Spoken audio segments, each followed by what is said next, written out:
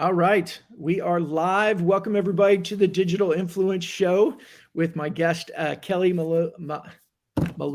Sorry, that was all my bad. I'm sure that Okay. never happens to you before. Never, Yeah, never.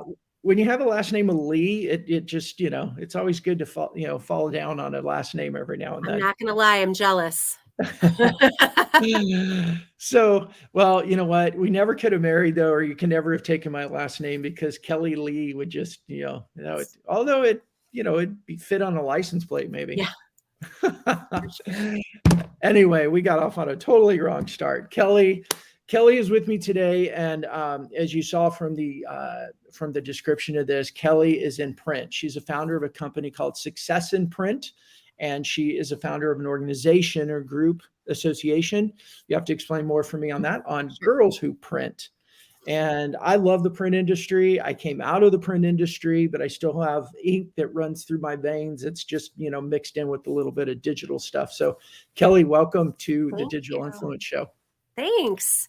So, So, oh, sorry, go ahead. no, I just say, so tell us a little bit about your company and about you, and where this conversation is going to go into like how traditional industries may struggle or how they need to move into digital, but your specific background is in print. But tell us a little bit about your company and what you do. Yeah, I mean, after having sold printing for great big giant companies and little mom and pops and everything in between for the better part of 20 years, I started my own consulting practice, helping salespeople predominantly. So coaching, mentoring, trying to help provide strategy for anybody who's trying to develop relationships and engage with people about the crucial part of the marketing supply chain that is the printing industry. Right. Just for clarification, so I got involved in Girls Who Print better part of a decade ago through meeting Deborah Korn at different events, but she and Mary Beth Smith are actually the founders of Girls Who Print. I myself have been involved and was elevated to girl number 2 a few years ago. And currently we're celebrating Women's Print History Month. Since it's Women's History Month, we are featuring women in the industry. And so to tell you what Girls Who Print is, it's really a movement. It's a movement to provide information and resources and empower women in the industry. And, because we're seeing the printing industry is evolving and diversifying. And so, we're shining a spotlight on all the women who are currently elevating themselves and taking leadership roles within print. So I joked with you when I spoke to you last week. I didn't, as a child dream of being in the printing industry, but I am glad to be here having, been doing it for 30 years, which is still a very difficult thing for me to admit that I'm old enough to be able to say that. I find it to be a fascinating industry. I find it to be not without its frustrations, but I'm thrilled to be a part of it, and just really, really grateful that you have me on the show. Yeah, I've really enjoyed our conversations together. So I hopefully will just kind of move that natural fun chit chat that we've had into the show today. So has the printing industry embraced digital well? If you want to talk about digital marketing, I think some companies have, and let's say, let me push the pause button and rewind. It's complicated, right? Because obviously, did you like how I threw a really generic, open yes, question at you? Yeah, I wanted yeah, to see where because you were going to take obviously it. digital printing, absolutely. Although I will, I'll tell you a funny story. When I decided to go work for, to sell capital equipment in 2009, everyone I reached out to was like, "You want to go sell capital equipment during a recession? Are you insane?" And back then, I would say printing companies hadn't really embraced digital, and I'm talking about digital printing. Digital marketing, again, I'll say the answer is it's complicated. Some companies absolutely are strong in digital marketing, and they're very much focused on the idea of integration, right? That we believe that digital marketing is a crucial part of any marketing strategy. And that being said, we still really want to emphasize the importance and success of putting ink on anything today. So yeah, it's complicated. Yeah. So my kids who are very fond of tattoos, they put ink on skin. So you're very fond of that as well, I take it. I do have a couple tattoos. I'm not going to lie. You know what? I think, well, other than our youngest, two youngest kids, I'm the only one without tattoos. My wife, I think, has like 7 or 8, and then all of our older girls have them as well. I'm not opposed to them. I just haven't No, figured out. I think part of it's from coming from the print industry where you think about, you can print something, go, oh, we messed up, you throw it away, but you stick that ink on their body and it's just there. it's not going away. Yeah. That's pretty. So, I appreciate hearing that. And I know digital marketing tends to be the first area. What about some of the first area that companies will embrace? But what about some of the other front-facing teams? I know where I discovered you is you were on another show or a podcast or a live webinar, and you were getting pretty passionate about using digital to start conversations or build relationships and how to do it. And as I was watching it, I'm like, I've got to have her on my show. Can we talk a little bit about that and what you see happening in specifically the print industry, but I know it's applied to a lot of traditional manufacturing type industries. Well, I think, what really we're talking about is it's kind of the intersection of acceptance and adaptation, right? I always like to tell the story that back when I got started selling in the early 90s, it was my 2 feet and my sample case and a phone. And Yeah. Today what we have to do, and so what I mean by acceptance and adaptation is we have to accept that people are not picking up the phone. And we have to adapt to whatever tools are available to us in the toolbox to really engage with people and formulate what are the beginnings of lasting relationships. And so if social media is going to be the thing that fits that bill, then by all means, we had better get our house in order and start using those things because, and you and I talked about this last week, really we're talking about a landscape of essentially 5 generations of people who are empowered to make decisions today. And yes, that doesn't just apply to the printing industry. That's everywhere, right? You told me your oldest daughter is about to come out of college. We have to be able to engage with and communicate with and formulate, trust with 22-year-olds. And we have to be able to do that with everything along the spectrum all the way up until, 70-year-olds. And so one tool is not going to cut it. We can't be one-trick ponies anymore, right? We can't just rely on the phone. We can't just rely on email. We have to be able to use all the tools that are available to us today.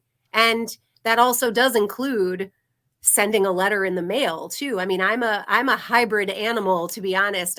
Being very firmly and very proudly Gen X, I'll write a handwritten letter and I'll record a video and upload it, to Instagram or, God forbid, TikTok. Not there yet, but again, we have to be adaptable. And I know part of where this conversation is going to go is it's about fear and discomfort. People are afraid of what they don't know, and when something makes them feel uncomfortable, it's too easy to just go, nope, not going to do it. Yeah. One of the things that I like to say is nothing in this relationship building, starting conversations with new prospects world of sales. I like to say nothing has changed. It's just done differently.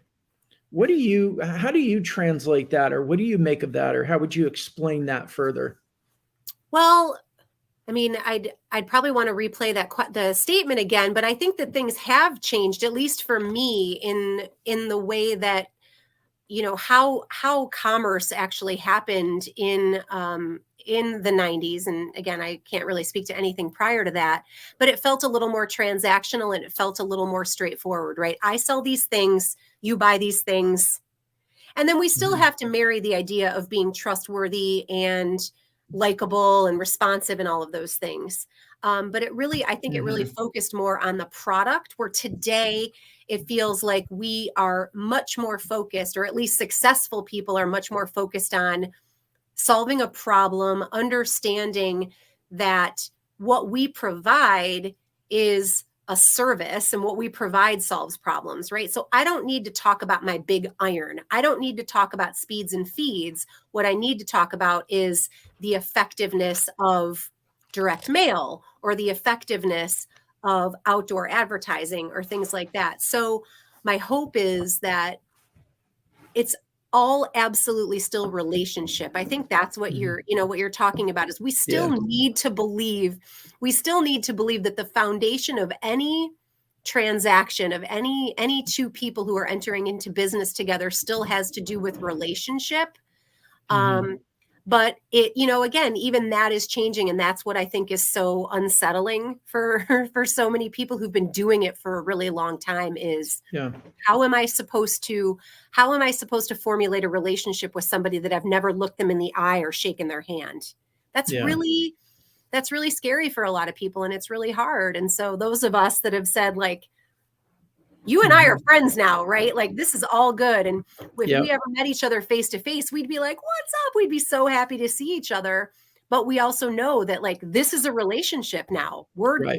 We're in each other's stadiums, right? Yeah. I tried giving you my last name at the beginning of the call. I mean, like I went against all the sales things possible, right? I tried getting married on the first date, so to speak. Oh boy, that's a no-no, Brandon. That's a no-no. Exactly. Well, and you know what? I'm kind of glad I made that mistake because it does speak into what I think you were just saying is that as sales move from offline, where it was more, people traditionally were more about the longer term relationship. When we move to online, it does seem like the prevalent strategy tends to be send an email or send an email that asks for their hand in marriage on the first message, right? Hey, we're really awesome at what we do. Would you like a demo? Here's my link. Can you speak to that? And what are other ways that salespeople can do that better?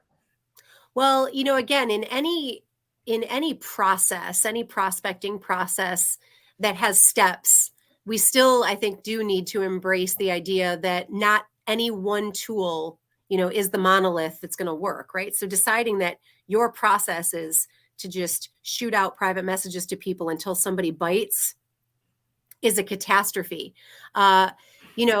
But the idea of doing something like cultivating valuable content that you would share on a platform like LinkedIn, bearing in mind that the people that are in your community are hungry for education and entertainment and engagement.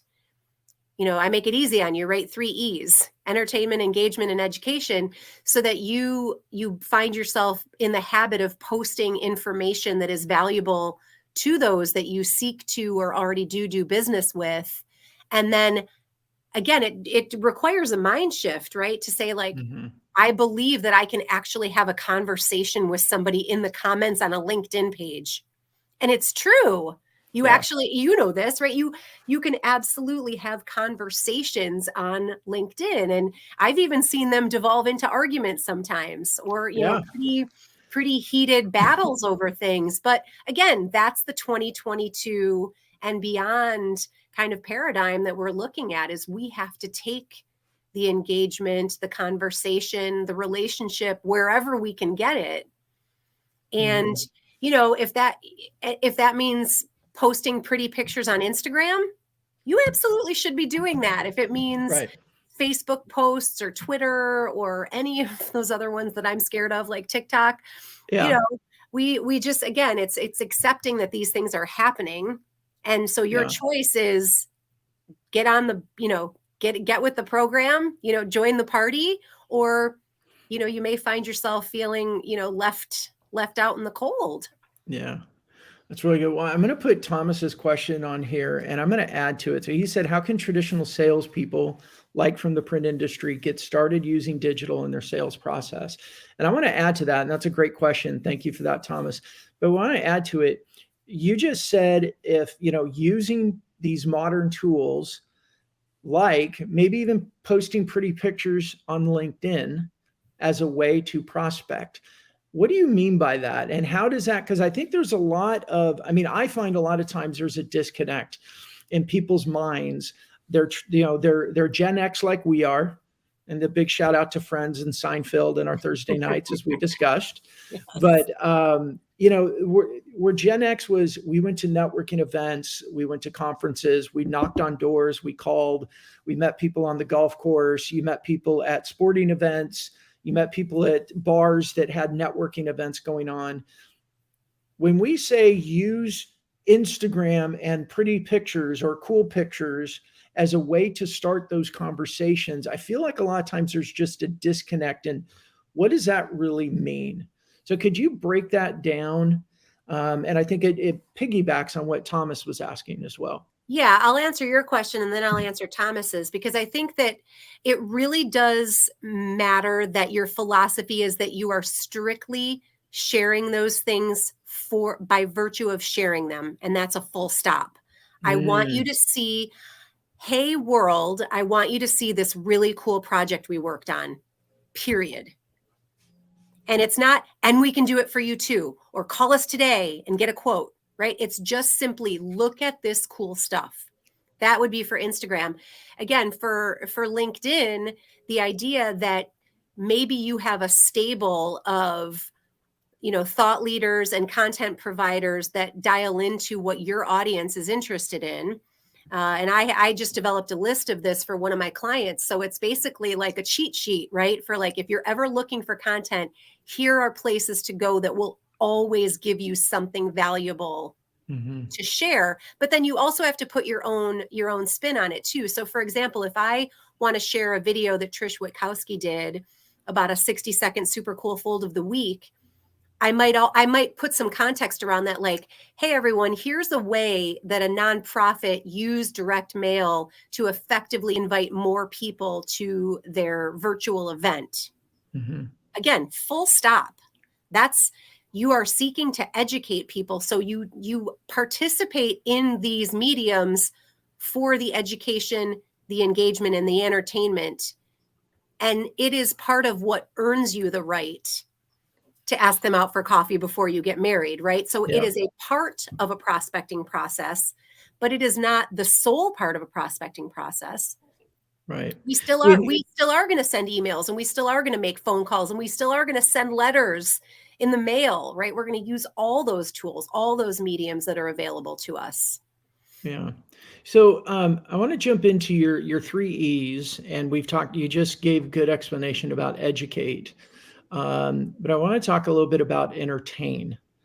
So I know, like, with really how I got into, and I hate the term social selling, but how I got into using social for business development purposes and networking and growing my influence was when I started realizing that if I stopped talking, not entirely, but I reduced talking about myself and my business, and I started talking about other things, and this is where I'm kind of leading into that. What do you mean by entertain?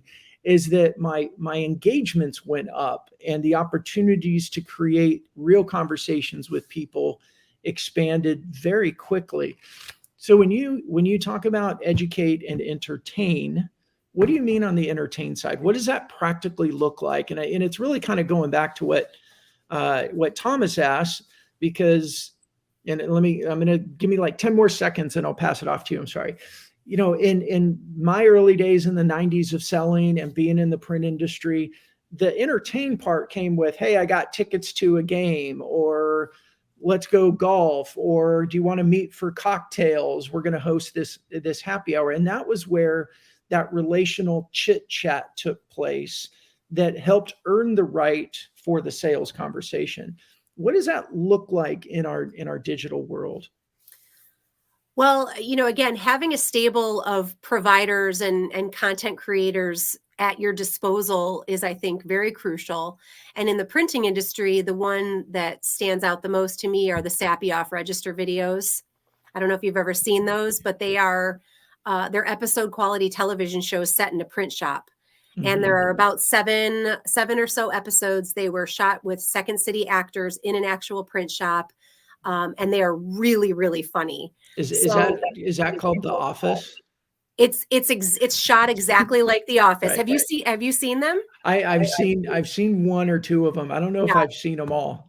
They are really so funny. And again, anyone who has ever set foot on the floor of a press room will absolutely identify with this. And anybody who's ever been or worked with a graphic designer will also think these things are really funny. So, and I don't mean it just that we need to, just make people laugh, but anytime I post one of those, I get thousands of views, dozens of comments, and multiple people telling me I've never seen these before. And for me, who assumes that everybody in the printing industry has been doing it longer than me, it always blows me away. And I think the takeaway is you'll always have a fresh pair of eyes. There's always going to be, when you share something or you say something out there in social media, it's always going to reach somebody for the first time. And then you get to be the person that showed it to them for the first time. But again, it doesn't have to just be sappy off register.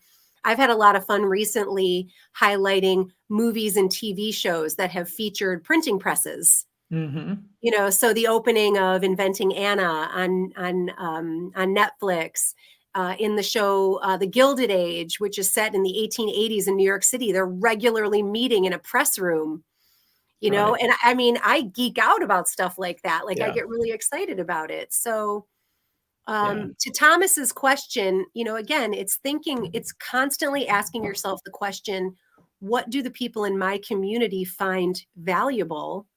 And also it's okay that that message and the content that you're sharing also dials into, you know, what you offer or, you know, how you can help. So Two Sides North America is a really good example. You know, they're full of infographics, information, blogs about how much the printing industry are stewards of the environment.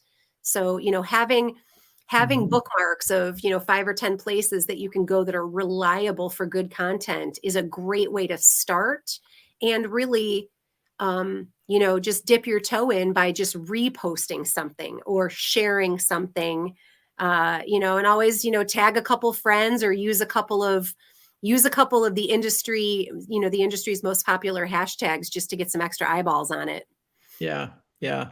I'll put that in there. Nikki, thanks for joining us. Nikki joins quite a bit, but she's got some buffering issues going on. So we'll see you next time, Nikki. Thanks for popping in though.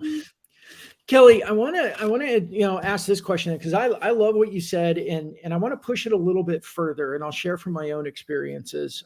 What I found is when one of my most engaged posts was actually a picture of a 10-year-old boy on a dirt bike sitting on my doorstep asking if my then 8-year-old daughter could come out and play.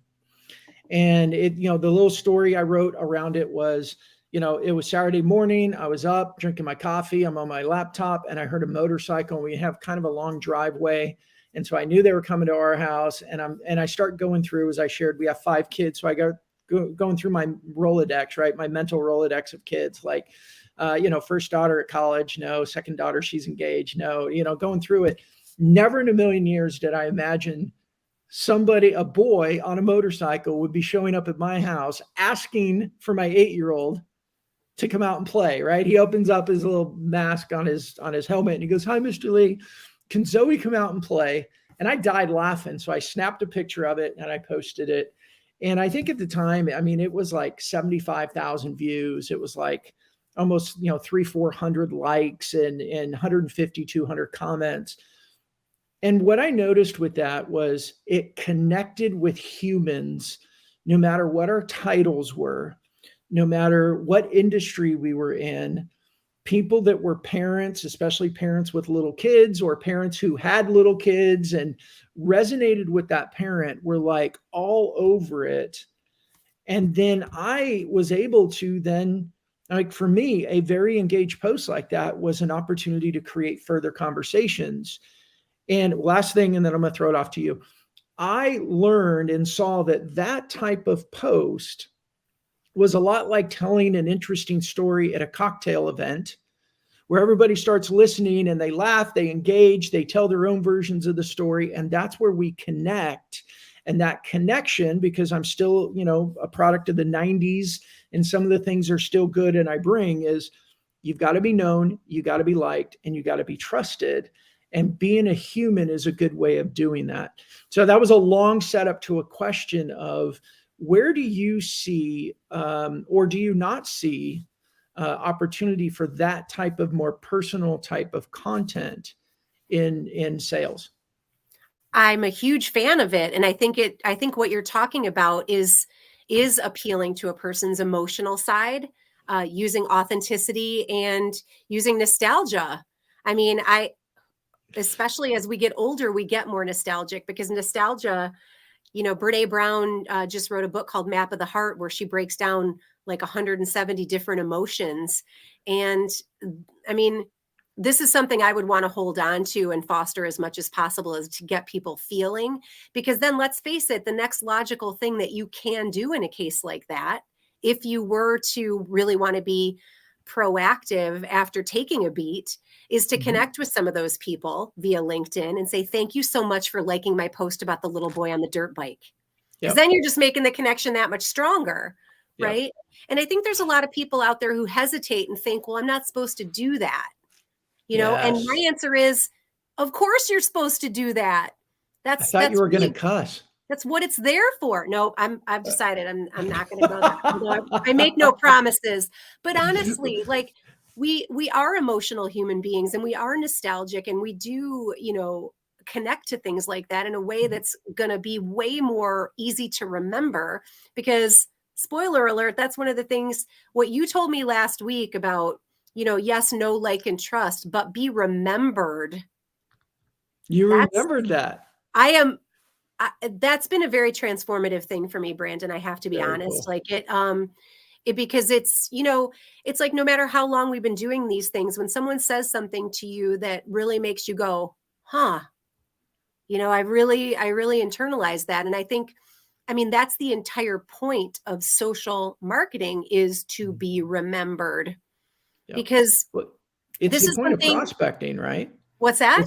It's always been the point of prospecting. It was just prior to that, maybe a company had 2-3 other people that knocked on the door. It was real easy for them to remember the 3 or 4 of you. But now we've got an entire social media digital world that we compete with, and everything they look at on Instagram, they look at on Twitter, they look at it wherever. And that's why I think it is very important to be remembered. And being remembered, we've got to be, my opinion is, we have to be more human. And one of your favorite words, we have to be more authentic, because that emotional connection to people, and I know we're not supposed to talk about emotions and sales and all that. Well, here's my turn. That's bullshit, right? It is true. Kelly asked me if she could cuss on the show, and I said, absolutely. So I'll just lead by example there. But it is, because it's just not the way human beings act. We work with people who we know, who we like, and we trust, and who we remember. So I'm sorry, I cut you off because I got all excited. Oh, no, I just, I've always thought since the very beginning of working in outside sales in the print industry was the challenge of selling a service as opposed to a product, right? So I came out of retail, where people walked into my store and I sold them lots and lots of clothing, and then they left. And that's a very reactive, very product focused sales model. But when you sell a service, and especially when you sell a service that person might not need to avail themselves of your service today, it might be tomorrow, next week, next month, or next year, that remembered element is crucial, because they don't have a Rolodex sitting on their desk anymore, do they, Brandon? Right. So how are they supposed to remember that woman that emailed them, or that showed, that sent them a link to a really cool article, or who they've been engaging with on LinkedIn? That's why it's not something we can just do once either. You can't just populate your Instagram post with 10 pictures and then be like, okay, done. Yep. Right. We have to formulate the habit of doing it regularly, and know that it's a living, breathing thing, and that the number of connections that we have and the way that we interact with those connections needs the air and water of, some kind of regular. I mean, for me, it's daily. For me, it's hourly. Yep. But for other people, it's like, you start small, say just post once a week. Just make it a goal to connect with 2 more people, and then just kind of see where it takes you. Yeah. Kelly, I have a favor to ask. We're running up on time. We just hit 11:30. We like to go at 30-minute shows. Would you come back and keep this conversation going? Oh my gosh, of course. I would love to. So Thank you. I asked you in public, and I asked you on a recording so that you couldn't say no. I know that was totally not fair of me, but I would love to keep that conversation going, because we were just starting to get into some of that practical. stuff. And I believe in, and you and I have kind of talked about this already, is there's that big disconnect with a lot of people, a lot of sales professionals, especially those that are in traditional, printing, manufacturing world, where there's just that disconnect to how do I take all my experience and everything I've done well and known and honed and became an expert in all those years and apply it into this world.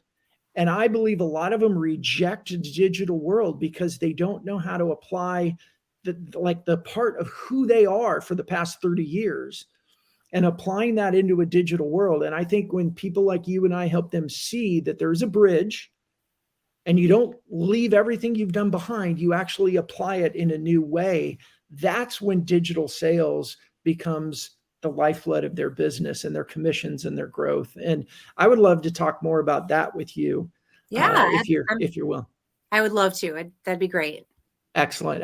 Well, Kelly, as we're wrapping this up, you want to tell everybody listening how they could find you if they'd like to speak with you further? Well, you can definitely find me on LinkedIn. You can find me at successinprint.net. You can find me on the Girls Who Print page. The Girls Who Print LinkedIn group is approaching 9,000 members, I think, worldwide. So you can always find me there. It's pretty easy to find me. So excellent. Perfect. Well, Kelly, thank you so much for being my guest today. I look forward. We'll schedule a follow-up. And everybody, thank you again for coming to the Digital Influence Show. If you're live with us on LinkedIn or if you're listening to the podcast, I really appreciate it. And please add your comments, add your questions, add your notes. And if you ever want to be a guest on the show or you think you have something to contribute, reach out. I'd love to bring you on. Thanks, all right, everybody. Have a great day. Thanks. Thanks, Kelly. Bye-bye. And you can wait.